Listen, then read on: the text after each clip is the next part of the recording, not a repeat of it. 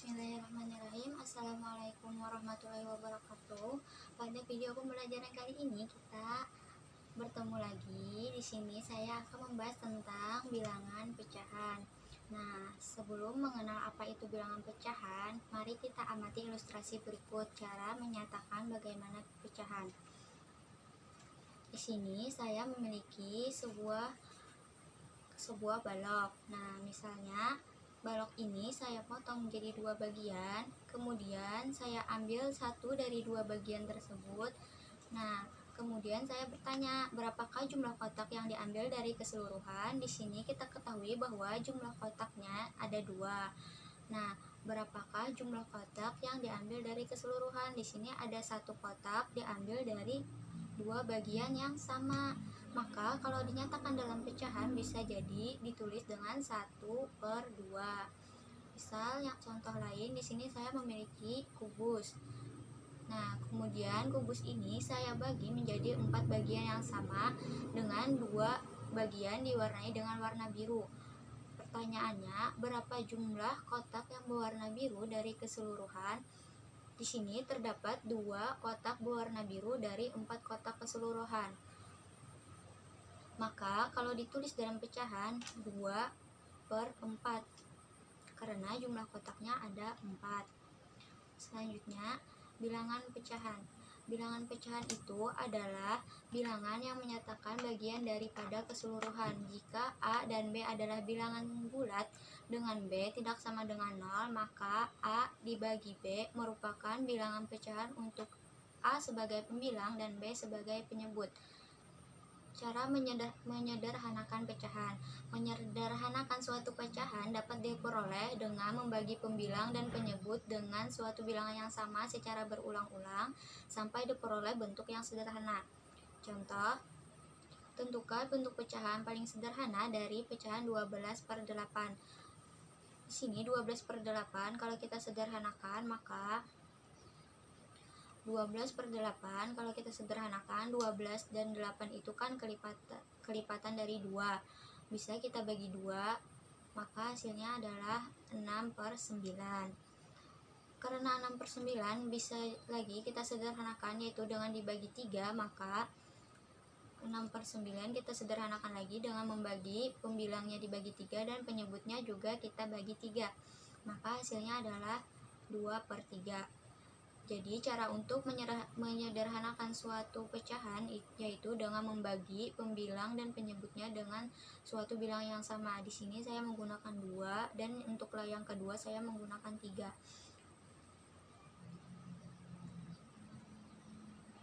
Nah, di dalam pecahan itu ia memiliki banyak jenis-jenis pecahan. Yang pertama, pecahan biasa. Pecahan biasa ini terdiri dari pecahan murni dan pecahan tidak murni, di mana pecahan murni itu nilai pembilangnya kurang dari nilai penyebut. Contohnya, seperti pecahan yang sering kita temui 1/2, 2/3, 3/5, dan 2/9 itu merupakan pecahan murni karena di sini nilai pembilangnya lebih kecil daripada nilai penyebutnya. Di sini contohnya 1/2, di mana pembilangnya 1 itu lebih kecil daripada 2. Nah, jenis pecahan seperti ini disebut dengan pecahan murni. Yang kedua, pecahan tidak murni. Pecahan tidak murni itu kebalikan dari pecahan murni. Pecahan tidak murni itu nilai pembilangnya lebih besar daripada nilai penyebut. Contoh, di sini saya memiliki beberapa contoh, diantaranya 3/2, 5/3, 9/2, dan 12/5. Nah, di mana pembilangnya 3 itu lebih besar daripada 2. Jadi pecahan murni itu bentuknya seperti ini. Nilai pembilang lebih dari nilai penyebut. Kita lihat di sini contohnya, nilai pembilangnya semuanya lebih besar daripada nilai penyebutnya. Kemudian pecahan campuran. Ini jenis pecahan yang kedua, itu adalah pecahan campuran.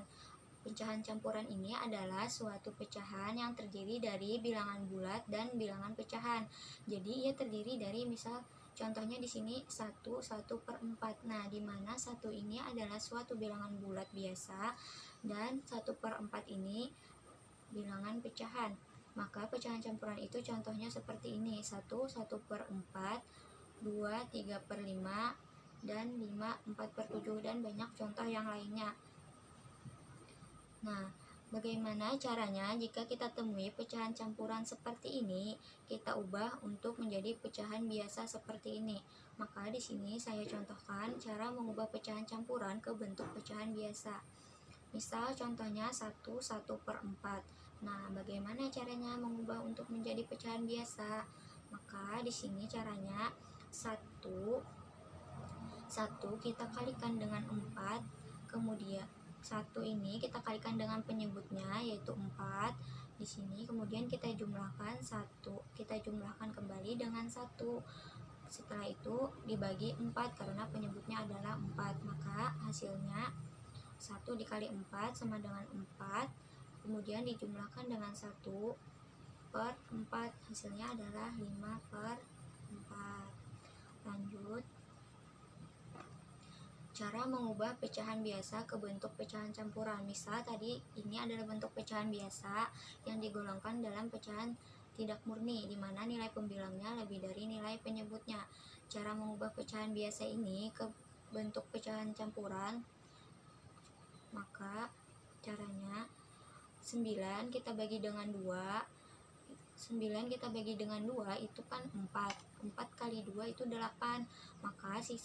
Maka 9 dibagi 2 didapatkan 4, sisanya 1/2. Kenapa jadi 1/2? Karena 9 bagi 2 4, dimana 4 dikali 2 itu 8, sedangkan di sini 9, maka ia melebihi 1.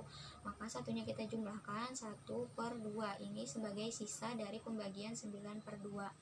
Maka hasilnya untuk menyatakan menjadi pecahan campuran, maka langsung saja di sini 4 1/2. Jenis pecahan selanjutnya yaitu pecahan desimal, yaitu pecahan yang berpenyebut 10, 100, 1000 dan seterusnya yang dituliskan dengan tanda koma. Contoh di sini 0,5, 2,6, 22,5 dan lain-lainnya. Cara mengubah bentuk pecahan desimal ke bentuk pecahan biasa. Nah, misal kita memiliki pecahannya seperti ini, contoh 0,5. Bagaimana caranya kita mengubah bentuk pecahan ini menjadi pecahan biasa? Sini contohnya 0,4. Bagaimana nih caranya mengubah 0,4 menjadi pecahan biasa? Nah, menggunakan per. 0,4 itu sama dengan, karena ia satu angka di belakang koma, maka berarti 4/10. Dimana kan tadi pecahan desimal adalah pecahan yang berpenyebut 10, 100, dan 1000. Kita lihat dulu di sini 0,4. Kalau nya satu angka di belakang koma, berarti penyebutnya adalah 10. Maka 0,4 sama dengan 4/10. Nah, di sini kita sederhanakan 4/10 itu bisa kita sederhanakan dengan membaginya dengan 2.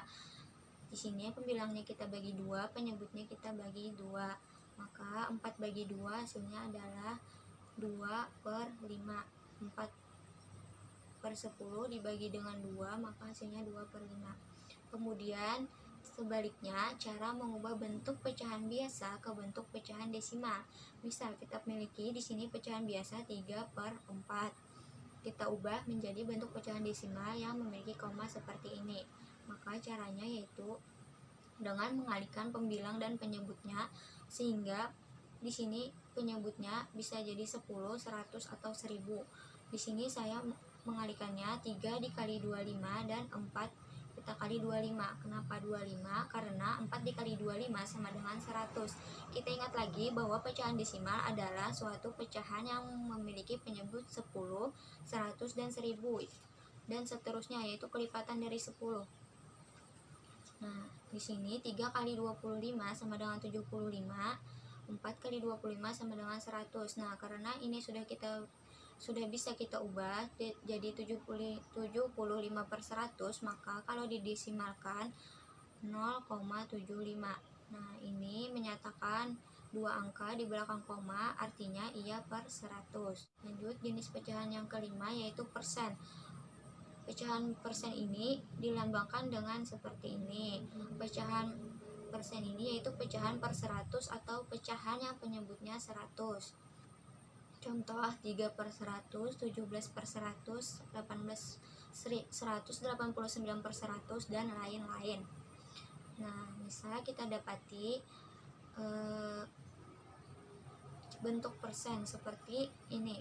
Bagaimana cara mengubahnya menjadi bentuk pecahan biasa? Di sini saya memiliki contoh 450%. Kalau kita ubah ke dalam bentuk pecahan biasa, caranya di sini 450 itu sama dengan 450% sama dengan 450 per 100. Kenapa per 100? Karena persen itu pecahannya penyebutnya 100. Jadi kalau kita ubah bentuknya akan seperti ini. 450% sama dengan 450 per 100. Kalau kita mengubah ke bentuk pecahan biasa, maka ia harus kita bagi dengan sama. Pembilangnya kita bagi, di sini saya membaginya dengan 50 dan 100 kita bagi dengan 50, dimana suatu pembilang dan penyebut itu pembagiannya harus sama, jadi pembagiannya tidak boleh berbeda. Di sini saya menggunakan 50.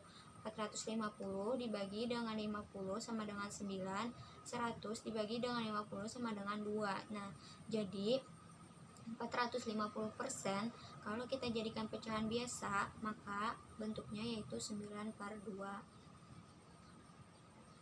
Yang kelima, selanjutnya cara mengubah bentuk pecahan biasa ke bentuk persen. Nah, misal contohnya, ubahlah bentuk pecahan 9/2 ke bentuk persen. Nih, ini cara yang sebaliknya dari yang terdahulu. Ini contoh 9/2, kalau kita jadikan persen maka dikalikan dengan 100%.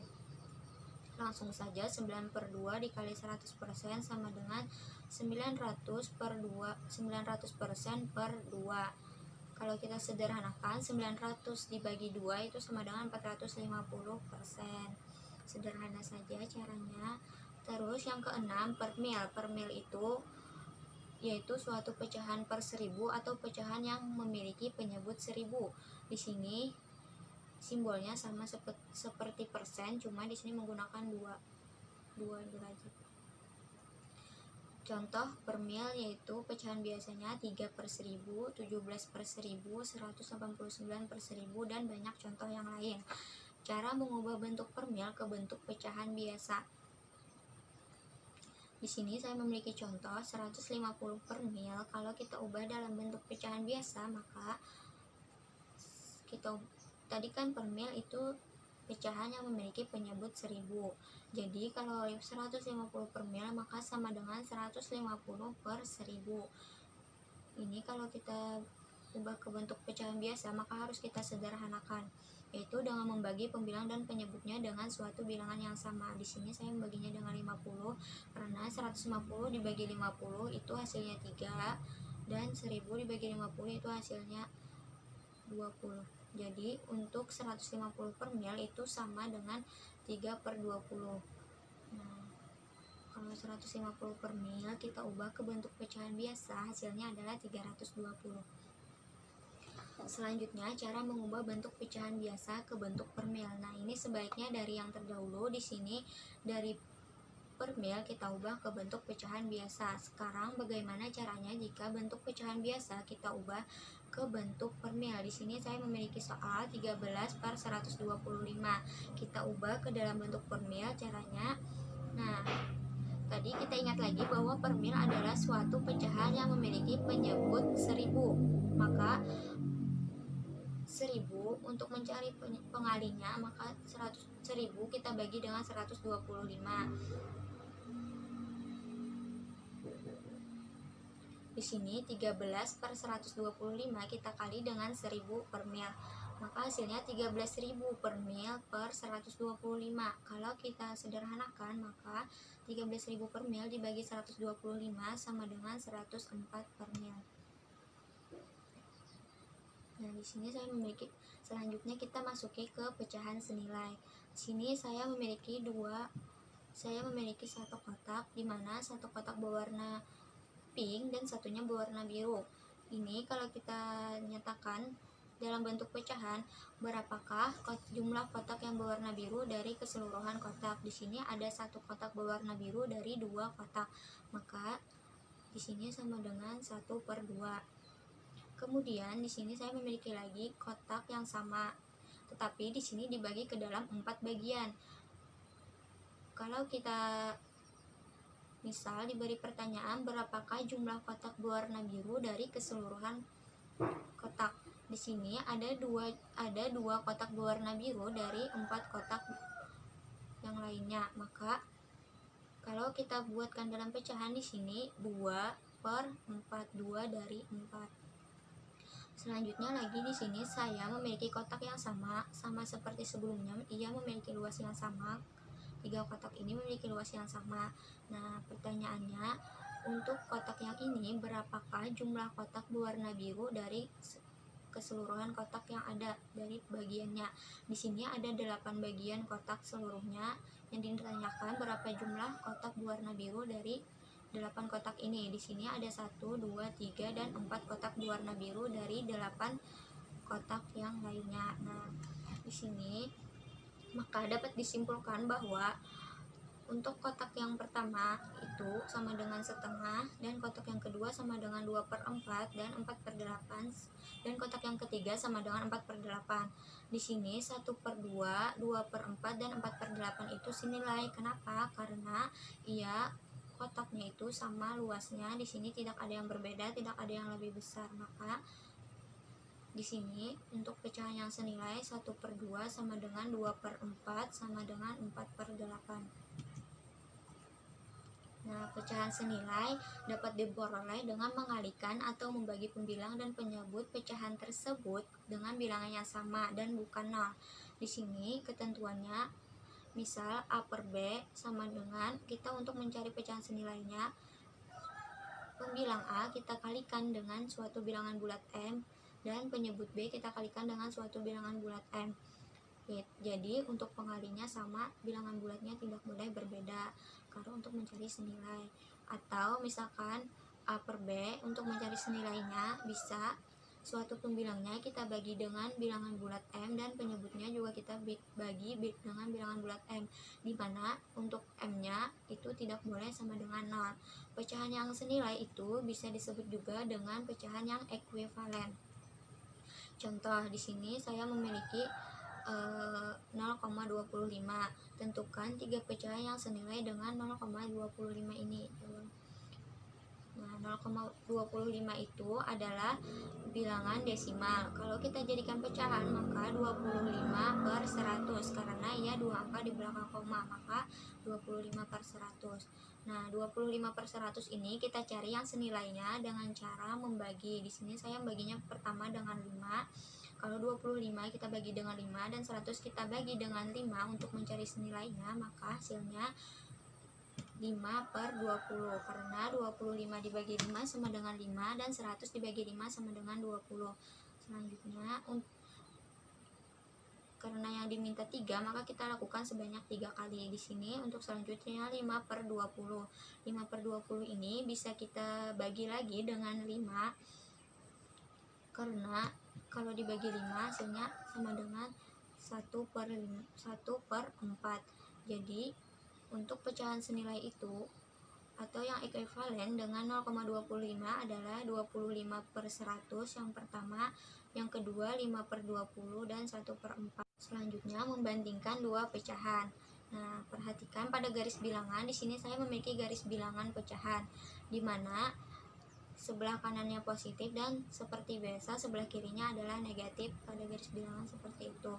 Nah, kita lihat di sini 1/4, 2/4, 3/4, 4/4 sampai ke seterusnya. Itu semakin ke kanan nilai pecahan semakin besar, dan juga ini semakin ke kiri semakin mengecil. Nah, sesuai dengan urutan garis bilangan, maka ya semakin ke kanan semakin besar dan semakin ke kiri semakin kecil. Cara membandingkan dua buah pecahan. Nah, misal diketahui dua pecahan A/B dan C/B dan C/D itu berbeda penyebutnya, dengan B tidak sama dengan 0 dan D tidak sama dengan 0. Maka untuk membandingkan pecahan dengan penyebut yang sama, misal yaitu A berbanding B, A/B lebih kecil dari C/B jika dan hanya jika suatu bilangan bulat A-nya ini lebih kecil dari yang C. Maka A/B lebih kecil dari C/B. Kemudian untuk membandingkan pecahan yang memiliki penyebut sama, di sini A per B itu lebih besar dari C per B jika nilai A-nya lebih dari nilai C, maka A per B-nya lebih besar dari C per B. Jadi kalau untuk membandingkan pecahan dengan penyebut sama, kita cukup melihat di pembilangnya. Apabila pembilangnya lebih kecil dari yang pertama ini, pembilangnya lebih kecil dari yang kedua, maka kesimpulannya A per B kurang dari C per B. Sama yang kedua, di sini pembilangnya lebih besar daripada C, maka untuk pecahannya A per B lebih dari C per B. Jadi untuk membandingkan pecahan yang penyebutnya sama, kita cukup melihat pembilangnya. Nah, selanjutnya untuk membandingkan pecahan dengan penyebut yang berbeda. Misal A per B dibandingkan dengan C per D. Nah, untuk menentukan mana yang lebih besar atau yang lebih kecil, maka di sini kita kalikan pembilang dan penyebutnya. Di sini A dikali dengan D akan lebih kecil dari C kali B. Kalau A kali D-nya itu lebih kecil dan C lebih kecil dari C kali B, maka untuk pecahannya A per B lebih kecil dari C per D. Sama untuk yang kedua, jika A kali D-nya itu lebih besar dari C per B, maka pecahannya A per B-nya akan lebih besar dari C per D. Contoh, manakah yang lebih besar antara 90 per 112 dan 85 per 12? Nah, untuk menentukan mana yang lebih besar tadi, ini karena ia memiliki penyebut yang sama, kita cukup lihat pembilangnya. Di sini pembilangnya 90 dan 85. Nah, 90 lebih besar dari 85 karena ia memiliki penyebut yang sama, jadi kita cukup lihat pembilangnya saja. Untuk yang kedua, manakah yang lebih kecil antara 7 per 15 dan 9 per 13? Di sini ia memiliki dua penyebut yang berbeda, yaitu 15 dan 13. Maka cara menentukannya, cara membandingkannya yaitu tadi itu ketentuannya seperti ini. A kali D akan lebih kecil dari C kali B jika A per B lebih kecil dari C per D. Nah, untuk menentukan pecahan A per B lebih besar dari C per D, maka kita harus mengalikan pembilang dan penyebutnya. Jika A dikali D-nya lebih besar dari C per B, maka A per B akan lebih besar dari C per D. Langsung kita jawab contohnya. 7 per 15 dan 19 per 3, manakah yang lebih kecil? Nah, 7 kita kalikan dengan 13, 9 kita kalikan dengan 15. 7 dikali 13 91 dan 9 kali 15 itu 135. Nah, di sini kita lihat bilangan bulatnya 135. 91 itu lebih kecil daripada 135 atau 135 lebih besar daripada 91. Maka di sini karena 91-nya lebih kecil dari 135, maka 7 per 15 lebih kecil daripada 9 per 13. Nah, selanjutnya mengurutkan pecahan. Bilangan-bilangan pecahan dapat diurutkan dengan cara mengubah bilangan pecahan tersebut menjadi pecahan sejenis, lalu membandingkannya, kemudian mengurutkan bilangan-bilangan pecahan tersebut dari terkecil atau dari yang paling besar. Contoh di sini tentukan urutan bilangan pecahan 3 per 4, 1 per 2, 6 per 7, 2 per 3. Nah, urutkan dari yang terbesar. Sini karena pecahan ini 3 per 4, 1 per 2, 6 per 7, dan 2 per 3 memiliki penyebut yang berbeda, maka kita samakan dulu penyebutnya. Di sini kita cari KPK dari 2, 3, 4, dan 7. KPK dari 2, 3, 4, dan 7 adalah 84. Nah, kalau kalian belum belajar KPK, untuk menentukan penyebutnya bisa saja kita kalikan semua penyebutnya. Di sini 4 kali 2, 2 kali 7, dan 7 kali 3 itu akan didapatkan nanti hasilnya 168. Nah, 168 itu bisa kita bagi 2 lagi, kita sederhanakan jika memenuhi, jadinya 84. Di sini untuk mengurutkannya kita ubah dulu penyebutnya supaya sama. 3 per 4 kita samakan penyebutnya yaitu 84. Maka 3 dikali 84 bagi 4 itu adalah 21. Maka hasilnya adalah 63 per 84. Yang kedua 1 per 2. Kalau kita samakan penyebutnya, maka di sini 1 dikali 84 bagi 2 adalah 42. Maka hasilnya adalah 42 per 84. Di sini 6/7 selanjutnya. Kalau kita samakan penyebutnya, 6 dikali 84 dibagi 7 itu hasilnya adalah 12. Maka 6 dikali 12 per 84 hasilnya adalah 72/84. Selanjutnya 2/3. Kita samakan penyebutnya ke 84. Maka 2 dikali 84 dibagi dengan 3 itu hasilnya 28. 2 kali 28 itu adalah 56/84. Nah, karena di sini penyebutnya sudah sama, yaitu semuanya penyebutnya adalah 84, maka kita tinggal mengurutkannya saja mana yang lebih kecil dan mana yang lebih besar. Di sini perintah soalnya urutkan dari yang paling besar. Nah, sehingga kita peroleh 72/84 itu atau sama dengan 6/7 itu lebih besar dari 63/84. Nah, 63/84 itu tadi sama dengan 3/4. Nah, 63/84 ini lebih besar dari 56/84, di mana 56/84-nya sama dengan 2/3. Selanjutnya 56/84 ini lebih dari 42/84, di mana 42/84 ini sama dengan 1/2. Nah, sehingga diperoleh kalau kita urutkan dari yang paling besar, maka 6/7 lebih dari 3/4, lebih besar dari 2/3, dan lebih besar dari 1/2.